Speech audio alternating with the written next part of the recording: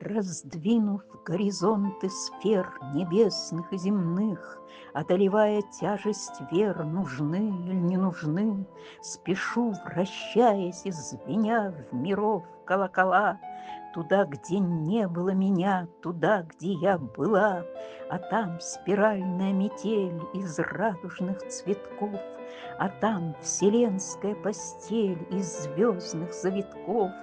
Там ночь, как день, а день, как ночь, там холод, как жара, там все вершины превозмочь я будто бы смогла.